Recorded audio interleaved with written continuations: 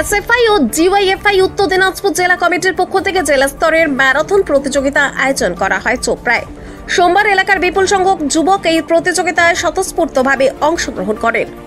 ঘিরনিগাঁও গ্রাম পঞ্চায়েতের কোটগজ বাজার থেকে ম্যারাথন শুরু হয় এবং তা শেষ হয় দাসপাড়া গ্রাম পঞ্চায়েতের পীর সাহেব মোড়ে, যার দূরত্ব ছিল প্রায় 6.5 কিলোমিটার। এই প্রতিযোগিতায় চ্যাম্পিয়ন হয়েছে রনিত মোঞ্চা, দ্বিতীয় স্থান অধিকার করেছে সুমন সিংহ এবং তৃতীয় স্থান অধিকার করেছে বিশাল চন্দ্র সিংহ। আয়োজকদের পক্ষ থেকে বিজয়ীদের হাতে ট্রফি তুলে দেওয়া হয়। উল্লেখযোগ্যভাবে একজন যুবতীও এই ম্যারাথন প্রতিযোগিতায় অংশগ্রহণ করেন। সংগঠন সূত্রে জানা গেছে, কিশোর কবি সুকান্ত ভট্টাচার্যের জন্মশতবর্ষ উপলক্ষে জেলার বিভিন্ন প্রান্তে বিভিন্ন কর্মসূচি নেওয়া হয়েছে এবং এই ম্যারাথন প্রতিযোগিতা ছিল তারই একটি অঙ্গ।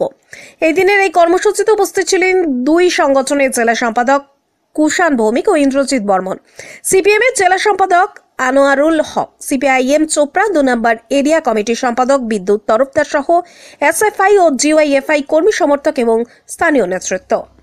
প্রগতি নার্সিং কলেজ অ্যান্ড স্কুল। এখানে শিক্ষা মানেই কেবল ডিগ্রি নয়, এখানে শেখানো হয় মানবতার পাঠ। 3 বছরের জিএনএম কোর্স এবং 4 বছরের বিএসসি নার্সিং, আধুনিক ট্রেনিং, অভিজ্ঞ গাইডেন্স, 100% প্লেসমেন্ট, সবই একই ছাদের নিচে। ঠিকানা রানীডাঙ্গা, কালারাম, শিলিগুড়ি। প্রগতি নার্সিং কলেজ অ্যান্ড স্কুল, শিক্ষা সেবা সাফল্যের প্রতিশ্রুতি। উদ্যোগটা ভালো, আমরা স্বাগত জানাচ্ছি ওদেরকে যে ছাত্র যুবরা গোটা জেলাতে প্রায় আমাদের 9টা ব্লকের মধ্যে 6টা ব্লকে তারা আমাদের জেলাগত যে ইভেন্টগুলো ছিল এই ইভেন্টগুলো 6টা ব্লকের মধ্যে তারা করার চেষ্টা করেছে। আমাদের চোপড়া ব্লকে প্রায় 4টে ইভেন্ট তারা এখানে করেছে। একটা ফুটবল খেলা করেছে যেটা হাতিয়াতে হয়েছিল, ক্যারম খেলা যেটা আমাদের মাঝিয়ালিতে হয়েছে, তারপরে যে আমাদের এই ম্যারাথনটা এখানে হলো এবং সাংস্কৃতিক অনুষ্ঠানটা চোপড়ার বুকে হয়েছে। এই রকম সমস্ত ব্লকে যে তারা কোথাও সাংস্কৃতিক অনুষ্ঠান, কোথাও ক্যারামের ফাইনাল, কোথাও ওই তোমার ক্যারেটা, তারপরে যে সাংস্কৃতিক অনুষ্ঠান হেডকোয়ার্টার আমাদের রায়গঞ্জে হয়েছে। আগামী 9 তারিখে ওরা ফুটবলের ফাইনাল খেলাটা করমদিঘিতে হবে। সেই করমদিঘিতে হবে। এইটা আজকের যা পরিস্থিতি আছে গোটা পশ্চিমবাংলায়, যে এক সময় আমরা দেখেছিলাম যে ছাত্র যুব উৎসব নামে সরকারিভাবে যে বিভিন্ন গ্রামে গঞ্জের যারা কৃতি শিল্পী সাহিত্যিক তাদেরকে নিয়ে কর্মসূচি পালন করা হতো। কিন্তু ইদানিং যে গত কয়েক বছর ধরে আমরা লক্ষ্য করছি যে ছাত্র যুব উৎসবটাকে প্রায় বন্ধ করে দিয়েছে এবং সেটাকে অন্য পর্যায়ে নিয়ে যাওয়ার চেষ্টা হয়েছে। সেই ক্ষেত্রে ছাত্র যুবরা হারিয়ে যাচ্ছে, সংস্কৃতির থেকে দূরে সরে যাচ্ছে, যার জন্য এই ছাত্র যুব তারা যে নিজেরা উদ্যোগ গ্রহণ করে এই উৎসবের আয়োজন করেছে। এটা ভালো। আমরা যতটুকু পারছি সাহায্য সহযোগিতা করেছি। আনন্দিত, এত প্রতিযোগী অংশগ্রহণ করেছে। 2-3 দিন যা প্রাকৃতিক দৃশ্য ছিল তার মধ্যেও এত প্রতিযোগী উৎসাহ দারুণ, আমরা খুব খুশি।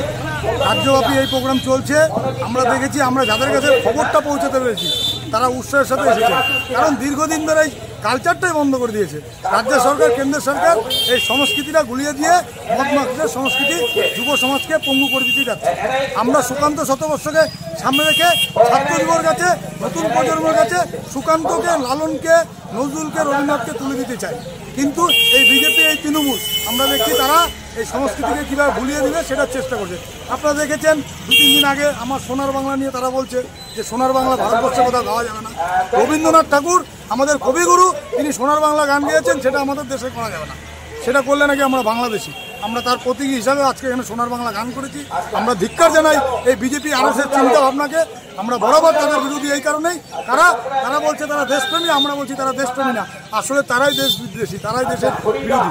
তারা দেশের যে সংস্কৃতি, দেশের যে বৈচিত্র্য, দেশের যে ঐক্য, সেটাকে তারা নষ্ট করতে চায়। আর এই নষ্টের বিরুদ্ধে দাঁড়িয়ে বিকল্প সংস্কৃতিকে সামনে দাঁড়ানোর জন্য আমরা ছাত্র যুব উৎসব করেছি। 1 মাস ধরে চললো। আপনারা জানেন জেলার বহু প্রান্তে এই ঘটনা। আমরা সাংস্কৃতিক প্রতিযোগিতা করেছি, কোথাও ফুটবল করেছি, কোথাও ক্যারাম করেছি, কোথাও ক্যারাটে করেছি।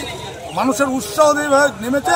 আমরা ছাত্র যুব নেতৃত্বে আলোচনা করেছি। এটা ধারাবাহিকভাবে আমরা প্রতি বছর করি। এটুকু আমাদের বলবার। মানুষের কাছে আমরা আপনাদের মাধ্যমে জানাই সে সহযোগিতা হাত বাড়িয়ে দিন। আর কবি সুকান্তের যে চিন্তা ভাবনা যে বৈষম্যের বিরুদ্ধে লড়াই করতে হবে, ছাত্র যুবকে এগিয়ে আসতে হবে, এই প্রজন্মকে এগিয়ে আসতে হবে, তাই আমরা এই কবির কথাতেই বলতে চাই যে এই সময়ে তৃণমূল বিজেপির যে মেরুকরণের রাজনীতি, ধর্মীয় রাজনীতি, বৈষম্য রাজনীতি, চাকরি নেই, চুরি চামারি, এই সব কিছুর বিরুদ্ধে কবি সুকান্তর কথা সবাই মিলে এগিয়ে আসুন। এই সমাজকে যদি শিশুর বাসযোগ্য করতে হয় তাহলে সবাইকে এগিয়ে আসতে হবে। আমরা যা দেখতে পাচ্ছি আমরা যদি পৌঁছাতে পারি তাহলে সবাই এগিয়ে আসবে, আমরা পৌঁছানোর চেষ্টা করছি।